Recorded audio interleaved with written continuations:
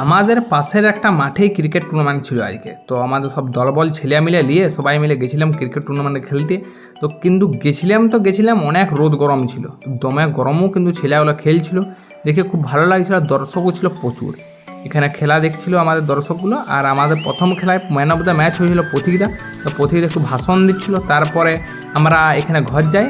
তারপরে সেকেন্ড রাউন্ডের জন্য লটারি হচ্ছিল। লটারিতে শুভমকে আমাদের ক্যাপ্টেন হিসেবে পাঠিয়েছিলাম। তো শুভম এখানে লটারি তুলে এবং প্রথম খেলাটা ছিল আমাদের। এবং প্রথম খেলাটা খেলার পরে আমরা এখানে জিতিয়ে গেছিলাম। তারপর সেকেন্ড খেলা বসে বসে দেখছিলাম, দেখতে বেশ ভালোই লাগলো। তবে ফাইনালে আমরা হারিয়ে গেছিলাম। হারার পরে ট্রফি বিতরণ হচ্ছিল। দাদা বেশ সুন্দর খেলেছিল, ম্যান অফ দ্য ম্যাচ হয়েছে ফাইনালে। আর আমি ম্যান অফ দ্য সিরিজ হয়েছিলাম পুরো টুর্নামেন্টের। তারপরে বাকিদেরকেও প্রাইজ দেওয়া হলো। আর আমাদের এখন রাহুলদা দেখতে পাচ্ছ আমাদের রানার্স আপের যে ট্রফি নিয়ে পড়ে খেলাটা আমরা যে খেলতে এসেছি একদম সাথ দিন আমাদের, ঠিক আছে? এত গরম তাও আমরা যে খেলাটি খেলতে এসেছি আমরা হেরে গেছি, ঠিক আছে? ওরা ভালো খেলেছে তাই ওরা জিতে গেছে। ওদের সাথে যদি খেলা হয় তা আমরা জেতার চেষ্টা করবো।